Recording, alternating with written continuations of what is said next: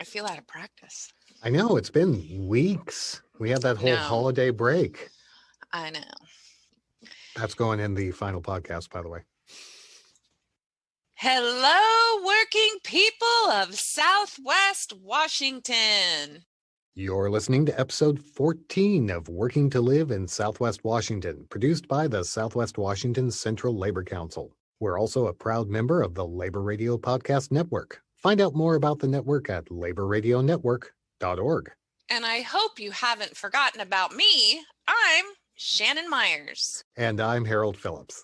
And before we get started, as always, we want to remind you that the views and opinions expressed on this show are not necessarily the views and opinions of the Southwest Washington Central Labor Council, its affiliate unions, our guests' unions, their employers, not even their kids. Because God knows kids have their opinions. It's nobody but their own. So, how's it going over there in the Myers house, Shannon? Sounds like kids have some opinions. Well, I do have a 16 and a 14-year-old. Man, trying to explain to them what happened last week on January 6th in DC was crazy. Yeah. How do you explain to your kids that there are people who have literally been lied to and are out of their minds, and then they storm the Capitol and they have a noose? A police officer died. Another one committed suicide. I mean, how do you explain this to your children? I really hope that they hold these people accountable, and I really hope that this show explains to people who these representatives are. They're normal people, and how we should talk to them correctly to make change. What happened last week was not appropriate and will not cause change. That only causes chaos and division. The thing is, our system of government is based on the idea that people like you and me can make our views known to our elected officials. They're elected to represent us, right? But there's a right way to do this, and there's a wrong way to do this. We saw the wrong way in DC on January 6th. Now that the legislative session is opened here in Washington, we're going to spend a little time talking about the right way to talk to your legislator. But before we get into that, let's talk a little bit about how the legislative process works. Okay, Schoolhouse Rock, it's all on you. So somebody gets this idea in their head and they decide that they want to make it law. So let's just take a simple one, for example, minimum wage. I decide that I think that people should make a living wage. So then I would contact my representative. Let's say that's Representative Monica Stonier or Senator Annette Cleveland, and say, hey, I got this great idea. Let's raise the minimum wage. They're like, great, we've been wanting to do that too. You're one of our constituents. Let's put something together. And they start writing a bill. Now, keep in mind, a bill can be introduced in both the House side and the Senate side. But in order for it to pass, it actually has to pass both sides. So if Monica introduces a $15 minimum wage out of the House, she gets that passed in the House. They send it to the Senate. The Senate then will decide if they want to make changes. If they make any changes, guess what? Bam, it has to go back to the House and start the process again to start approval. But let's say the Senate says, we like it, we're going to approve it. Bam, it's cleared both sides of the House and it goes to the governor to sign. And that is how a little constituent such as myself can talk to my representatives and possibly make great change throughout Washington state. And it's important to remember that this constituent Shannon is talking about, the one with the red hair and the attitude, can be involved in every step of that process. We can watch that bill go through the process in the House, and then watch when it goes to the Senate, and watch when it goes to the governor, or when it goes back to the House with changes. And we can talk to our legislators at every step of that process, letting them know if we like those changes or letting them know if we'd like other things. So just remember, once you get those people elected into office, it is up to us to make change through them for not only our communities and our neighborhoods, but for our entire state and nation. Now that we've talked about the process, let's talk to the actual legislators who are shepherding those bills through the process. We're going to begin with someone who will be very familiar to podcast listeners, Monica Stonier. You'll remember Monica from our first full episode way back in September of 2020. Thanks so much for joining us, Monica. Thank you for having me. Always happy to be here. So, Monica, obviously, this year is a little different, isn't it? It is a bit different. We started the session with both heightened security and a different mission on the first day of the legislative session, which was Monday. Obviously, threats on the nation's capital and expecting protesters that prompted the governor to call in the National Guard to help protect the work that we needed to do on the very first day, which was 100% solely focused on adopting rules that allows us to operate remotely. Why did you have to go through this process of adopting rules? Couldn't you just get on Zoom like everybody else? Yeah, that's a great question. Constitutionally, we are required to be at the seat of government to conduct business. The seat of government is considered the capital. And so we can, once we're there, adopt rules that allow us to operate somewhat differently than we normally would, but they would have to be voted on and approved by the body. As we saw in the nation's capital, there have recently been positive COVID tests as a result of people being locked in or working closely near others that were infected with the virus. And that's not something we want to see here in Washington state, because ultimately that would shut down our operations. In addition to being a state representative for us here in Southwest Washington, you also serve as the floor leader. Can you explain what that position is? Yeah, so the majority floor leader, the role that I have is really to prepare the floor for debate and to ensure that the bills that we pass off the House floor are supported by the votes in the body. So determining, okay, what do we have the votes for that are going to better this state? What do we think needs to move on in the process to the Senate and potentially the governor's desk? And preparing for debate is also an interesting dynamic because it requires working very closely with the minority. So the minority floor leader and I communicate fairly regularly to make sure that not only is the minority voice heard and do they have equal opportunity to express their opposition or their support as we might have in the majority. I think that is important for the sake of democracy. Well, she's the woman in charge, leadership. From Southwest, of course, Monica Stonier. We're trying. We're putting Southwest Washington on the map. That's what we're doing. We need it because Seattle, Tacoma, all those big areas is not all of Washington. Southwest Washington actually leads the state in a lot of really great ideas, and I try to highlight that as much as I can. Southwest Washington has done local efforts to try and provide childcare for working families. And people don't really know about that across the state until the state wants to talk about childcare. And so it's my job to bring that attention back to what we've learned about here in this region. Same is true for Career Connect Washington was a governor's initiative. The concept started here in Southwest Washington with SEH America and Evergreen Public Schools. I mean, the list goes on how we have led in this region. And the state has eventually followed. So it helps to have folks around here that can bring the attention to the good work we do here. So Monica, speaking of good work, what are your plans this session? What do we got cooking for working people?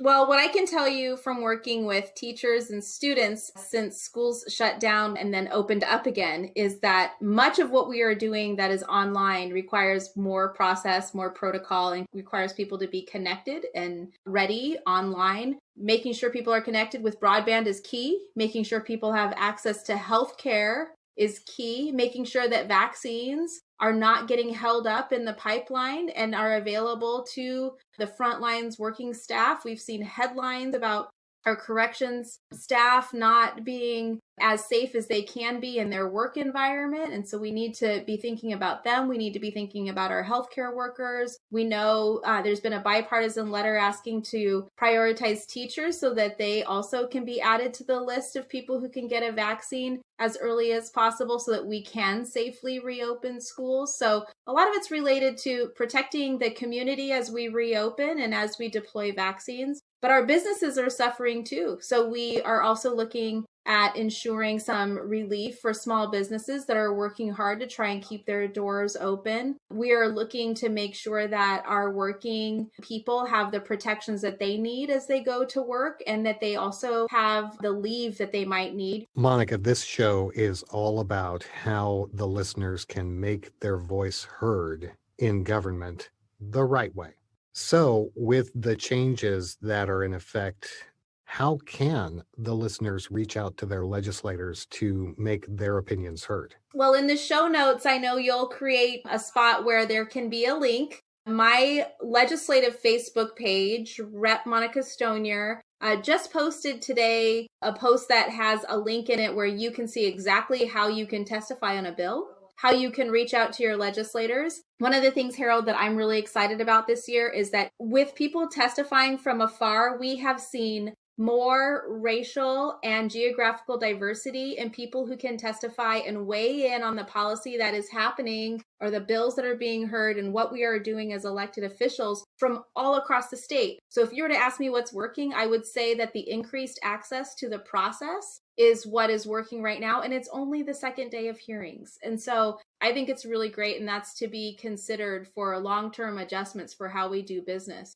I love that, Monica. We need to have more and more access. And that's why I love to hear that you're working on a broadband bill, getting people Wi-Fi. It should be access for everybody. I hope that you will consider maybe keeping a hybrid model so that a lot of us who live outside of Olympia can raise our voices.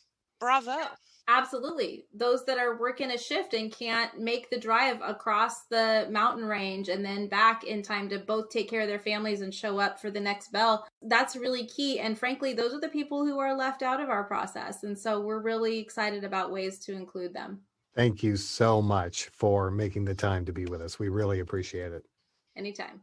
Now let's turn to the other house of the Washington State Legislature. Things in the state Senate are a little bit different in a normal year, not to mention this year where things are a little bit different. To tell us about that, we have State Senator Annette Cleveland with us. Thanks so much for joining us, Annette. Thank you. I'm very pleased to join you today and happy to address some of the changes that people can expect this year as the legislature has convened this week. For the most part, legislators are at home. Now, there are exceptions, but you won't find too many legislators in Olympia on any given day during the session. I'll say that as a chair of a committee, I'm the current chair of the Senate Health and Long-Term Care Committee. I have actually, in the committee meetings that have been held thus far, been very pleasantly surprised at how much easier it is for the public to engage and provide testimony on bills that we're hearing because they can do so from the comfort of their home through their computer or their phone. And I think that in the long run, we may well find that a lot more people are going to be able to participate in our legislative process. You know, that's exactly what Monica was talking about. So that brings up the question. We have an issue with internet and Wi-Fi. With this upcoming session, is that on your list? Absolutely. Broadband access continues to be one of our top priorities, and recognizing that even in a community like ours, access to the internet is not always easy. Most people do have phones. They are able to participate without the internet and can still call into meetings. There's that option. But in addition to broadband being one of our focuses, I will say that this pandemic has highlighted so many of the issues that we need to put focus toward and has laid bare for us racial disparities and the fact that there is inequity in our healthcare system, and we've known that, but there is no denying now when we are seeing the data in regard to COVID-19 and how disproportionately it impacts our Black and brown communities. So I will share that with all the challenges that we're facing together right now, the priorities for this legislative session are continued response to COVID, absolutely working to spur economic recovery, get businesses back open, get people back to work, and continuing to address the racial injustice and inequities that we know are a part of our society. So, Annette, you mentioned that you're not going to see many senators on the legislative campus this year, but are senators going to be in person in Olympia for some portions of the session? That's a great question. Yes, the leadership team members will most likely be on the Senate floor each day. And in addition to that, any of us who are chairs like myself may well have to be in Olympia on days that in particular we're considering healthcare bills on the floor. It's just easier to manage legislation when you're all on the floor in the same room. You mentioned that people are using their phones to testify. Generally speaking, if our listeners wanted to make their voice heard on a particular bill, a particular issue, what's the best way for them to find information on how to do that in this new world?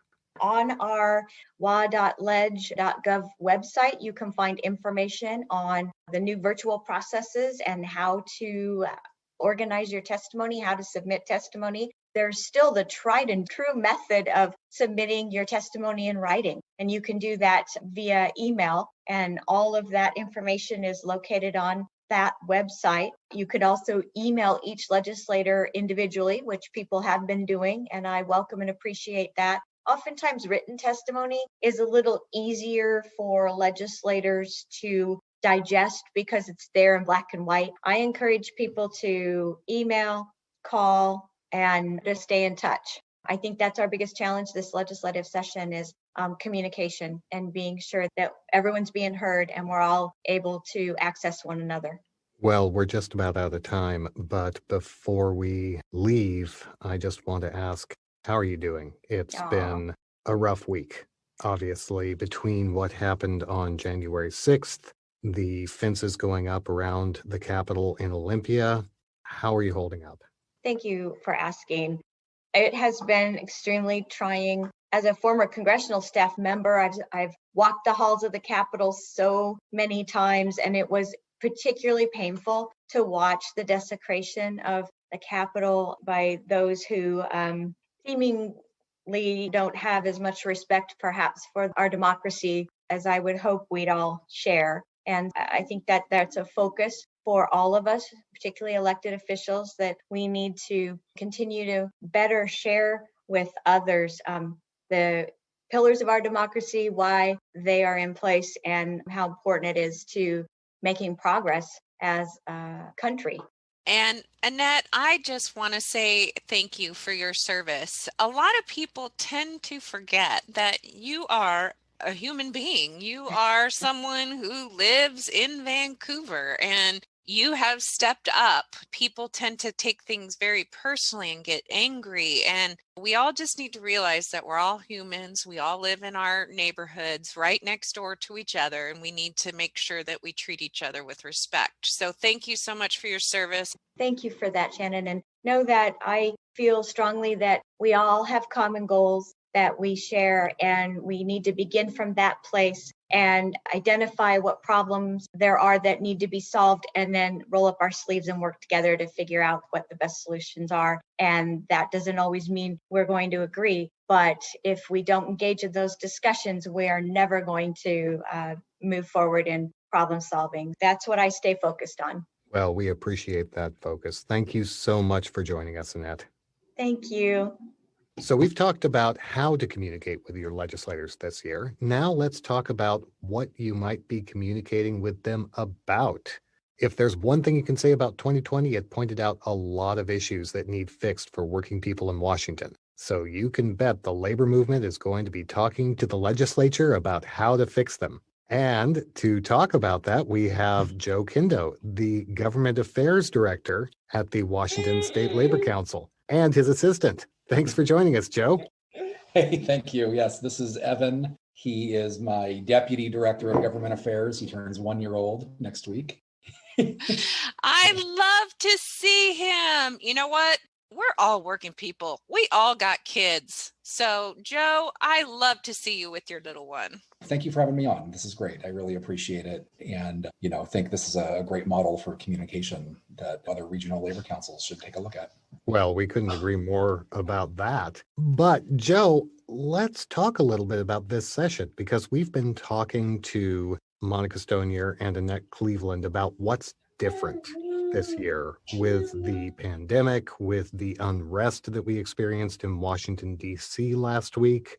What's different for the State Labor Council as they go to the legislature and advocate for working people? I think the immediate, functional difference, aside from the remote nature of the session, is just the limited capacity there is to accomplish legislation. It takes about twice as long to do the same thing. Bill hearings take twice as long. Floor debate seems to take twice as long.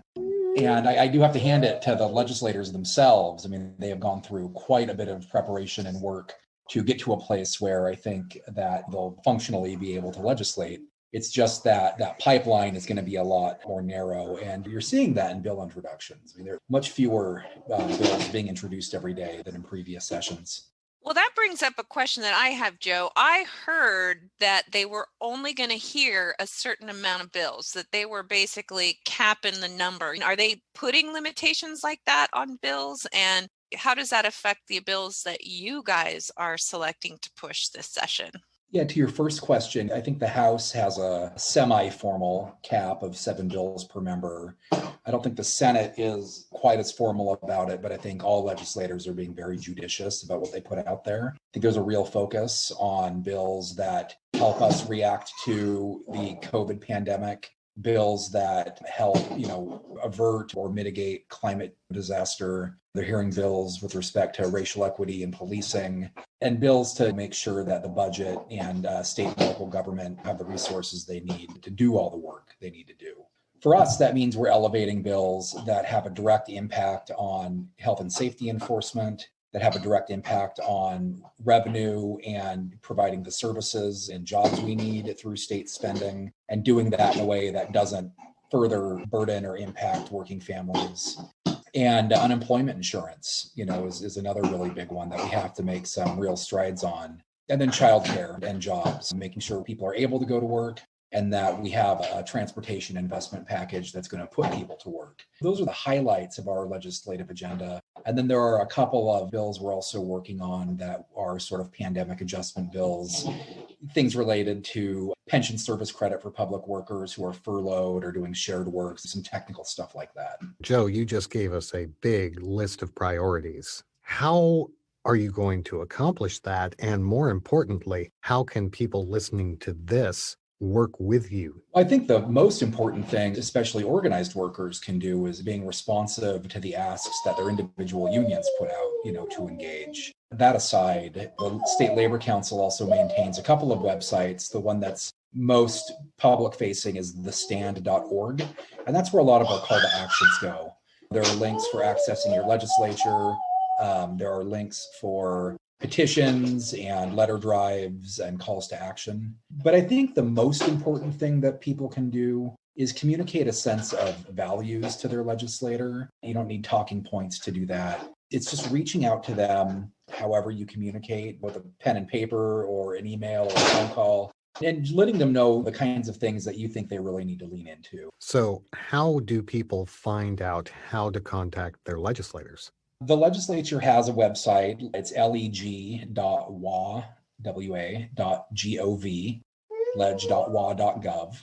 And, it takes a little bit of searching, but on that main landing page, there's links to look up your legislator. You can just type your address in and it'll show you who represents you. And then it will have the option to submit comment to them, or you can find their email address or their office number. Obviously, most of them are not working in offices, but they do have access to their voicemail. Their physical mail is being forwarded to their homes or to wherever it is they're working from. The hardest part, of course, is cutting through all the static, right? Nobody's taking in-person meetings, right? There are no in-person lobby days. There are no coffee meetings, on the weekends. So anything that people can do to stand out, I honestly think written letters are really impactful. Thousands of people are going to send emails, right? Hundreds will make phone calls. Those are good, important things to do. But if you can take the time to fill out a postcard or write a letter, that's tactile, right? It'll take a little longer to get to the legislator, of course, but I'll tell you, it'll stick with them. So, Joe, what you're talking about here is lobbying on an issue. And people have a reaction to that term, lobbying, lobbyist. Is it worth people's time, do you think, to lobby their legislators? I do. And, I am a paid registered lobbyist. That's my job. But lobbying itself is really just the act of communicating to a legislator or a policymaker of some kind. The legislators hear from me all the time. They don't hear from the people I represent all the time. And so those voices, your voices out there listening to this podcast, can be really, really powerful. And I know people can get really cynical about lawmakers, and I understand that, but being a legislator is not a fun job. It does not pay well. It drags you across the state in most instances. It keeps you away from your family. Really, really long nights or long days and into the night. Anytime they can make a connection with somebody in their district, that's valuable to them. It makes the work worthwhile to them. And so is it worth your time as a non-professional lobbyist, everyday person to go talk? Absolutely. Absolutely. If there's something you care about or something you think is going to impact you, now is the time to do it. It really is. Now is the time to do it. Our time is coming to an end, but any last thoughts you'd like to leave the audience with?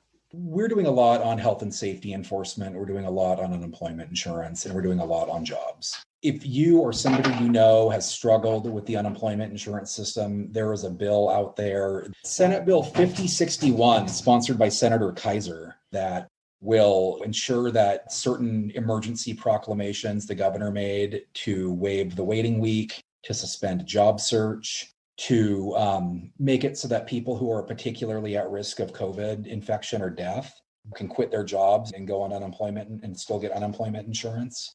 It also importantly raises the minimum benefit for the lowest earners. So these are people that make like $20,000, $27,000 a year before they got laid off. That is an important piece, and it has been well worked and well negotiated, and we're hoping for it to be fast tracked. And then there's another bill, House Bill 1076 by Representative Hansen from Kitsap County. And that's all about labor standards enforcement, including the all-important health and safety protections.